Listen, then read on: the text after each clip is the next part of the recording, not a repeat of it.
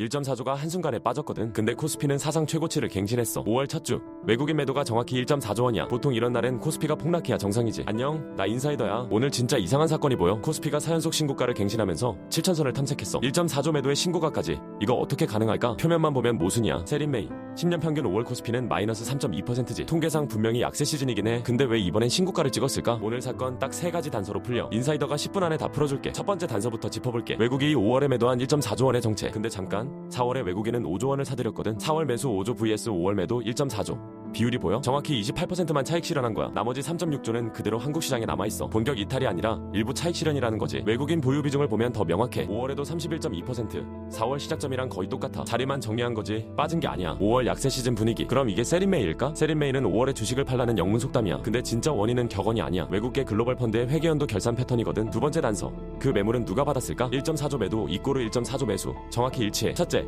기관 투자자가 8천억을 매수했어. 연기금이랑 보험사가 주력으로 들어왔지. 장기 보유 매수 분위기. 둘째, 개인 투자자가 6천억을 매수했어. 코스피 7천을 향한 베팅이라고 볼 수 있지. 8천억에 6천억 더하면 1.4조.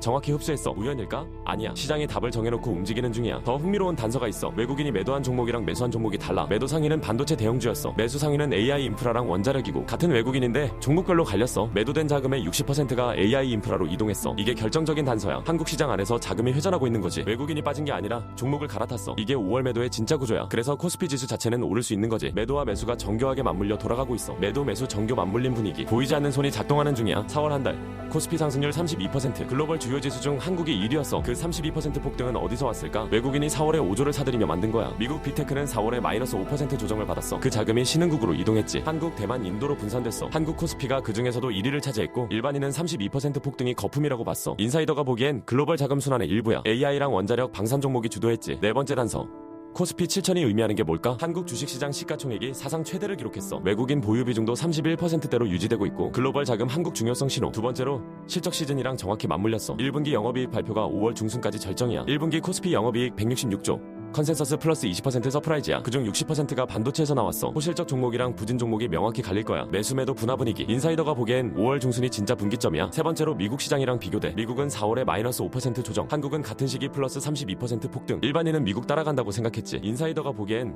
한국이 디커플링 단계에 진입한 거야. 글로벌 자금이 미국을 떠나 한국을 선택했어. 일시적인 게 아니라 구조적 변화의 가능성이 커. 코스피 7천 분기점 분위기. 세린메이를 깨는 첫 신호일 수 있어. 자, 이제 사건의 진실이 보여. 진실 첫 번째, 외국인 1.4조 매도는 본격 이탈이 아니야. 4월 5조 매수에 28%만 차익 실현한 거야. 3.6조는 그대로 한국에 남아있어. 외국인 보유 비중도 변화 없고, 빠진 게 아니라 자리만 정리한 거지. 진실 두 번째, 그 매물은 정확히 누가 받았을까? 기관 8천억에 개인 6천억, 합치면 1.4조. 정확히 일치해.